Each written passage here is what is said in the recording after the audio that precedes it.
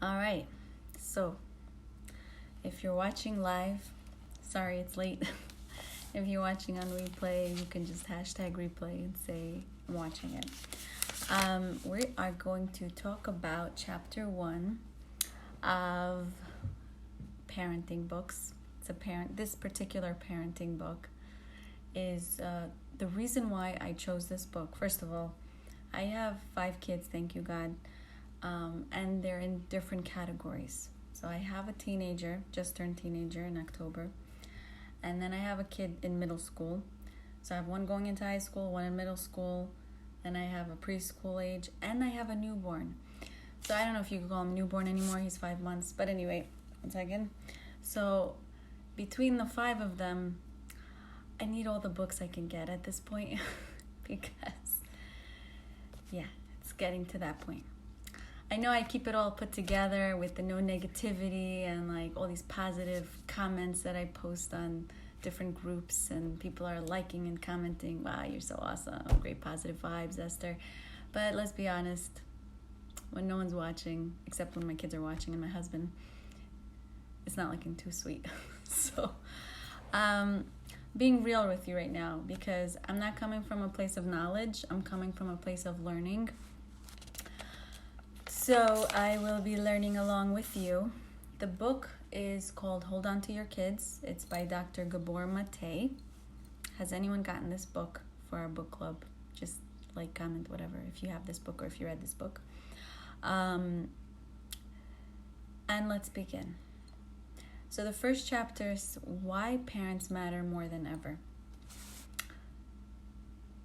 The reason why I think a lot of people resonate with the fact that I'm speaking about parenting is because I really believe each of us understand our power in parenting. Like, we get that there's a real strength if we do it in a way that helps our child evolve, and we have a strong desire to see that child grow into something amazing, because when they're born and they're given to us and we're just like, oh my God, are you the president of America? Are you gonna be like some famous pianist? I mean, like, you look amazing, you look adorable. And I mean, that's how I feel about my newborn. Now my 13-year-old, who I love also, I see a different vibe already, right? Like, he's already coming into his own, but I'm like, I really hope I don't screw it up, as a parent, because sometimes I might say something that's like, making him more defensive, and it's tough. So I really want to share with you the lessons that I think are helpful. And I also believe what we work on improves us. That power of doing it better, it gives us a sense of like, you know what, maybe I screwed up, maybe I didn't do it correctly, but I am evolving, I'm learning, I'm like a masterpiece in progress. And when you have that learning mentality, that like growth mindset, any experience that may be thrown your way, even if it's managed in not the best way, there's a much more receptive attitude to growing from it and adjusting yourself. And I think in our natural, if you look at nature in its habitat, like in animals in their natural habitat, I'm sorry, there's a bee flying somewhere around here. He probably also has parenting issues. He's just hanging out. So if I shoo him away, that's why.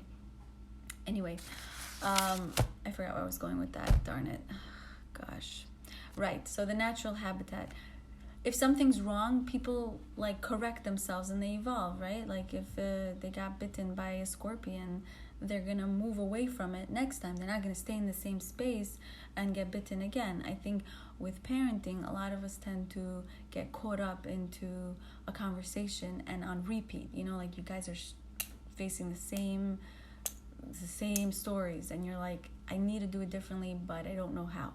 So the point of this book is to help us see how to do things differently and think about it differently and make progress, right? Because progress is the biggest piece of, I think, life. When you see progress, it's the best kind of happiness, because you see movement, like the needle is moving its way towards the destination of your best self as a parent. Okay. I read a quote The signs of great parenting are not the child's behavior. They're the parent's behavior. And actually went to Playland today. Got to see a lot of parents in action. First of all, it's really nice to see so many great parents like taking care of their kids. It makes you feel like you're in a good place, you know. There's the occasional crazy kid, might be my kid, screaming. So, other than that, they're really sweet. Anyway, so let's begin. I don't have the book with me, so I'm just going to read from my notes. The book is in my husband's car, and he's in shul right now, so he said he's not coming home yet. Okay. So, this generation right now, what we're facing, it's not that they are, it's not that we're worse parents than our parents were. I mean, it sounds like our parents did a better job. I mean, I think about what my mom did for me, and I kind of feel like she had more confidence in her parenting, and there was more direction, there was more empowerment. Like she felt like she could nurture me, and I received it well. I see very different vibes in our generation where we're kind of like afraid to kind of be parents, some of us, and some of us are not afraid of being parents, but like it's not being received well by the kid. And do we parent worse? I think we still have the power to parent correctly. According to this book, he says, okay, our parents were more confident, more certain, and had more impact on us. Our love, just like our parents' love, was a beautiful, powerful love. It's not that we love less than our parents' love, but we are not getting through. We're not translating that. Maybe some of us, right? Sometimes. There's also more, he says, more issues of depression and anxiety in today's generation. Even though we have the most knowledge that we've ever had, more studies than ever, more doctors and psychologists and therapists than ever before at our disposal, and more access to knowledge on Google and YouTube videos on how to parent better, right? All these TED Talks. There's so much exposure to that, but yet we're struggling more, it seems, than our parents. Okay. What's changed? The children still need to be parented. They still need nurturing. The parents still need to give it over. What's happening? What's missing here? And he writes here, for a child, it's the context. The context is missing. And I couldn't understand that at first. I was like, what does he mean by that? Then he wrote, for a child to be open to be parented by an adult, he must be actively attached to that adult by wanting contact and closeness with him. It empowers us as parents, as nurturers, when we see that the child seeks our guidance, right? We embrace that because that's what we're designed to do, right? We want that. We want our child to come home and say, Mom, I got bullied in school today, or she made fun of me, or we don't want to actually hear that our children are getting bullied, but we want them to be able to tell us that. We want them so we can tell them, listen, you're great, and this is what techniques I had when I was a kid. And we want that relationship. So he's saying here is that there's something missing where the children are not receiving that relationship. For a parent to be able to pass it, the child must receive it. And this actually, for me, connects to, where's that book? It's in my bookshelf over there. The Pirkei Avos, which is Ethics of Our Fathers. In the very beginning, it says, Moses got the Torah, the Bible, at Mount Sinai from God and gave it on to Yehoshua, Joshua, and from then on it was received. It was given and it was received. So that exchange, there has to be somebody willing to give, which we are as parents, we're willing to give, but there also has to be somebody who's willing to receive it. So now the question is, why aren't children receiving it well? So now he says, parents are still just as loving and as competent. Children are just as ready, and children are just as needing guidance and nurturing. What's changed is the culture we are raising our kids in. So the culture, what world we're living in now, unfortunately, we are competing for this parenting with everybody around this child. And the biggest factor is his peers. I was kind of thinking the biggest factor is all that social media impact, where the child gets bombarded with like all of these amazing people doing amazing things, and he looks to that towards guidance, like, oh look, Kim Kardashian, this is what she did, this is what she's up to, and all these like social media influencers who are infiltrating our children's heads. All of a sudden what we do, what we say, it's not so exciting or appealing anymore, because we're not their North Star, you know, like it's a little bit shifted. They form new attachments. So he says here, there's an increasing bond of children with their peers. And there's always an issue where children turn naturally towards some sense of authority. Only now there's this confusion and unfortunate misguidance where they have this, he calls it peer orientation. And peer orientation is basically where the child sees another child who is his peer and looks to that for guidance. That's like, I guess teachers would know this more. I'm not a therapist. I'm a parent, and I find a lot of what they're saying here is helpful, probably more towards the teen years. So he's starting with that, but I do think that he's going to grow from the beginning. I'm reading it along with you guys, so we'll see how it goes. The thing that interests me about what he's saying is that as they grow older, the parent's authority is diminished. It's not effective anymore. So he says, why does he say all this? From the beginning, when there's no communication of like up here, there's no real conversations happening, there's just nurturing, there's physical attachment developing. He says from that space, the child blossoms with that connection to the parent, which we all naturally have. We all naturally do. As that evolves, what's happening is a lot of us kind of lose focus, right? And I see that's happening. I see my 3.5-year-old, like, it's getting challenging for me. It's a very challenging age for me. I don't know if it's just specifically this child, because I don't remember this with my other kids, but he says it's not what the parent does so much as what he is to the child. That place of nurturing and being together and kind of coming down on that kid's level and just sitting and spending time and engagement with that child, because that child is going to be having a lot of competition from other people all around. I want to say something on, I don't remember, sometime last week I posted that I'm going to read this book, and I didn't start it yet because I hadn't gotten it from Amazon. But there's a reason why I'm sharing this story with you. Listen, hear me through. Somebody posted a video of this Dr. Gabor, whatever, Mate, about this book that he was talking about on YouTube. And I was like, oh, let me listen to this. I was preparing for Shabbat. And thank God for this video, because that night I was really challenged. I want to share with you a story. My 3.5-year-old started screaming at the table that he wants a plastic plate, a blue plastic plate. I cannot find this blue plastic plate for the life of me. I don't know where it is.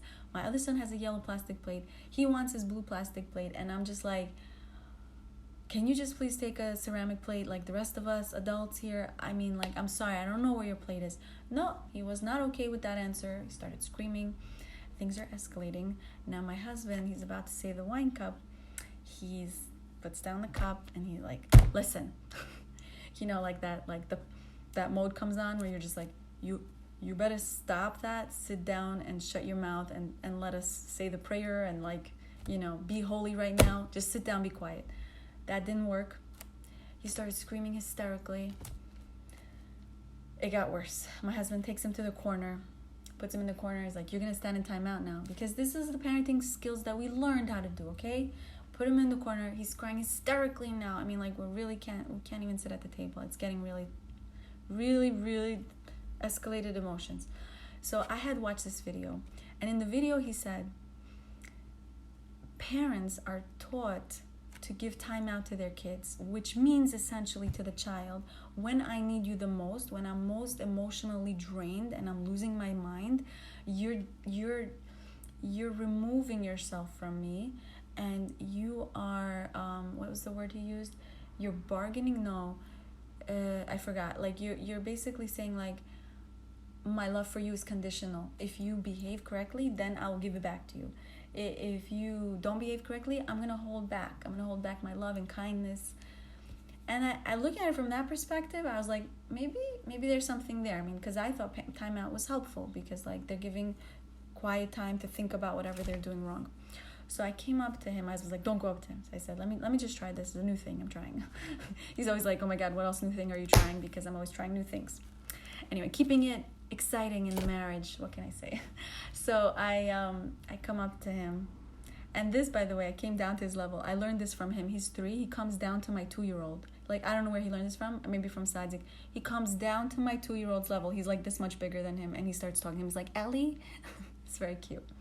So I come up to him in the corner. I come down to him. I said, Benny. I hug him. I said, Papa needs you to say you're sorry and that you're going to come sit at the table. Okay? I'm going to try to find your plate. I don't know where it is. And he took a deep breath. He hugged me so tight. I mean, it was a really weird... I didn't expect that. He just hugged me. He took a deep breath, like, type of breath. And I'm like feeling really bad right now, because I'm like, wow, if I didn't read that video, I would really not have if I didn't hear that video, I really wouldn't have acted this way. So really, knowledge is power if you implement it, right? So I took a deep breath. I'm like, well, I'm going to share this with my husband in a half hour and tell him, like, dude, we better change our skills. We got to change things up, because we still got another few to parent properly, and this needs to change. So we bring him up to the table. He was so hungry. I didn't realize he was starving and he wanted to eat. And that was the reason why he was crazy acting. And we thought he was undermining our parenting. And we were just like, you better behave. But meanwhile, when he sat down, he took a deep breath. When he saw I was like, listen, I'm on your team. Just try to work with me. So he sat down with no plate. I gave him my other son's yellow plate. I was like, this is the best I could do. And the other kid didn't care. So, which works. So he sits down and I put the bread, and he made himself an avocado sandwich, and he ate the whole thing. And I saw in that moment something. It was clarity. And I realized when we get angry, it's because we have a limited vision of what we think is happening, right? We think they're not respecting us.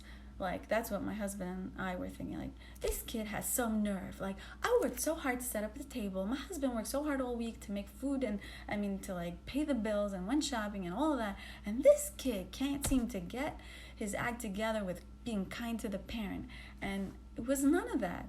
He was a 3-year-old child who has tiny hands. You know, when you look at their hands, you remember how small they really are. He has a tiny body, and he may talk sometimes more mature than his brain looks. He may act like, don't talk to me, he's copying us, right?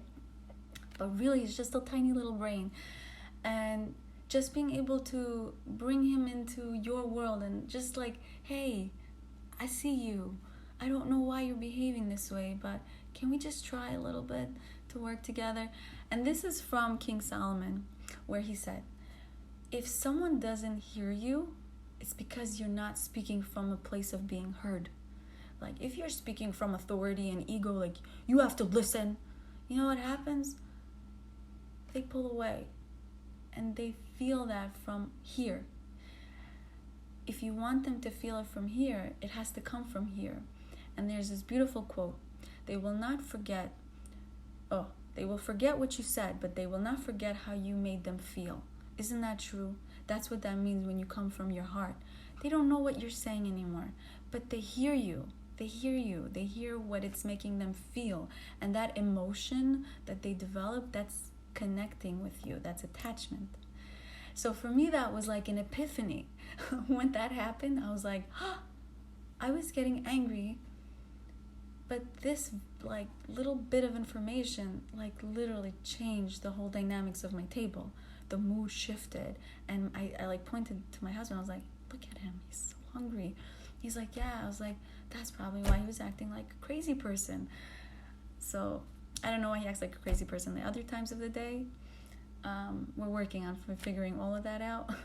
But for now, I do see a lot of potential in parenting, which is why I'm going to continuing reading and writing these books. And I think I've spoken my piece for tonight. Is there anything else? Let me just see here. And the last thing I want to say is there is no perfect way to parent. There's no perfect model that says this is it, because each child is different. I have 5 kids and each of them have 5 different personalities. You know, I got each one of them and I was like, this kid's gonna be perfect because look at him.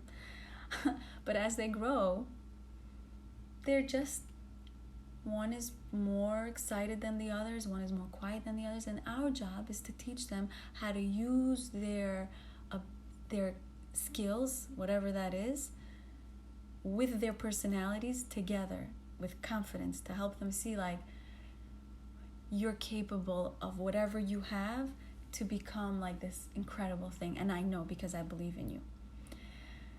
There was one other quote that I wanted to say. For every child that believed in himself, there was a parent who believed in him first. And I want to shout out to my mom. Thank you, Mom, for believing in me, and Dad. Because God knows I speak a mile a minute, but I didn't always. I was a very shy child. I went to Beis Yaakov Borough Park, and I don't want to say bullied, but I was. And it was very hard. And I was in a very big shell for a very long time. And I think in my 30s, maybe my 20s, I opened up, like really blossomed open. So I think it takes time for people to come into their own. You know, sometimes it takes decades. So I'm grateful for my parents' patience. And I'm sure my kids had something to do with it too, because I can tell you this, more than my parents who parented me, my children are parenting me. And I can, for anyone who agrees with that your child is teaching you more to be a better person than anyone else, just give me a like, because I find that to be the biggest piece in my character development. My children are growing me into a better person because they point out our flaws. Isn't that so true? Why we get so stressed out and anxious about things that they said to us. As they grow up, they start to say more and more things that really hitting nerves. Those nerves, they're open raw places that haven't been fortified with like self-esteem and confidence. You know, they say certain things and you're just like, why'd you say that? Why do you think that's okay? Oh, my response is like defending myself.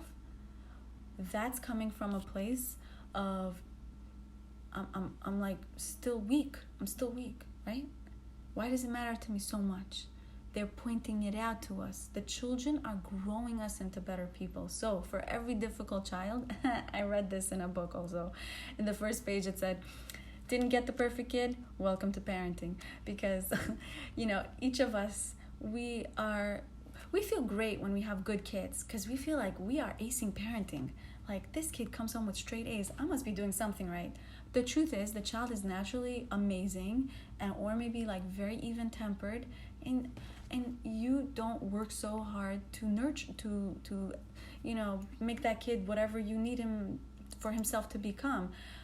But that child who's, let's say, ADHD and struggling in school and maybe, you know, closed off with you, that child who's telling you, Mom, I need you to step up your game. I need you to believe in yourself as a parent and try. Please, don't give up on me.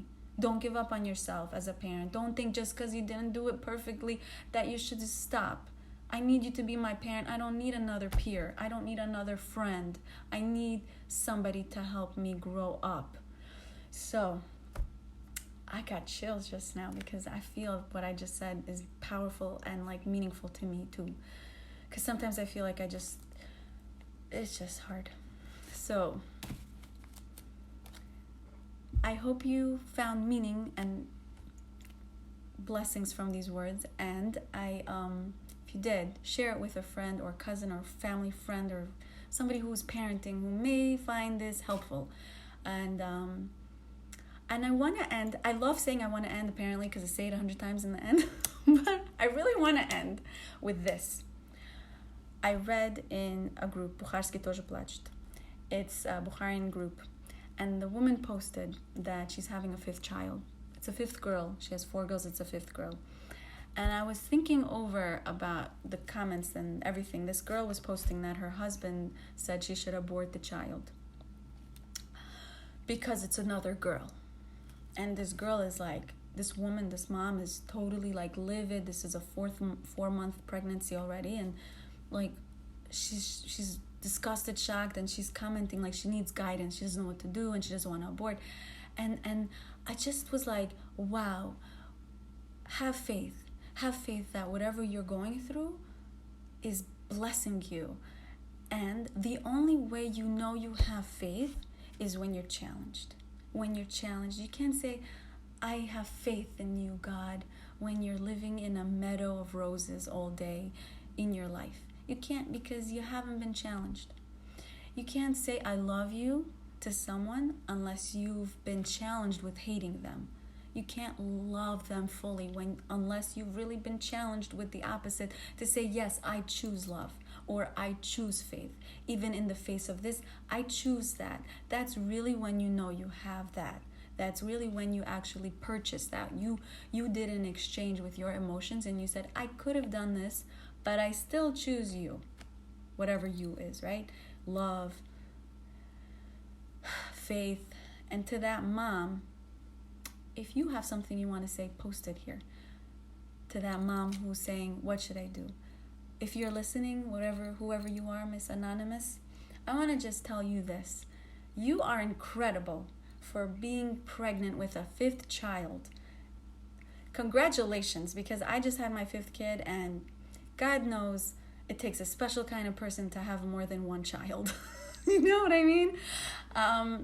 And the fact that you have 4, not 1, but 4 beautiful daughters and 1 more, do you know how amazing you are?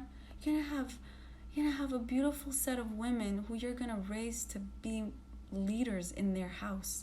I mean, really. I have 1 daughter. I really wanted more. Maybe in the future, who knows? I mean, my father's not watching because he's told me many times that this is getting way too personal, but whatever. It's not really, because he said it publicly in my brit milah, my last son. He's like, listen, I know you're a PA, you know about prevention. So, yeah, he needed to post that publicly. But yeah, back to the point. I forgot. God. Back to the point. With this woman, with the 5 girls, you have faith that whatever you're going through right now is blessing you and building you into a beautiful mom. And I tell you, this girl might be the one who figures out the cure to cancer. You know what I mean? Like, she's meant to come into this world. If she comes into this world, don't stop her, because that's her gift to give to you, being her mom. And maybe her dad and your husband doesn't get it yet. That's because he's in shock, because he can't live without the concept of his life can be complete without a son. His life can be complete just with 5 daughters and a beautiful wife, to figure out how to love his life. And this daughter's challenging him to choose that, to choose love instead of hate, whatever he's going through. And you know what? God sends you the same message over and over and over until you get it. Perhaps this is his 5th message. I don't know. Perhaps this is his real message. So, have a wonderful night. Definitely not going to show my husband this live because I shared too much. He's always like, stop oversharing. But honestly, I feel like this is me. You know, I wouldn't share less if I was talking to you one-on-one.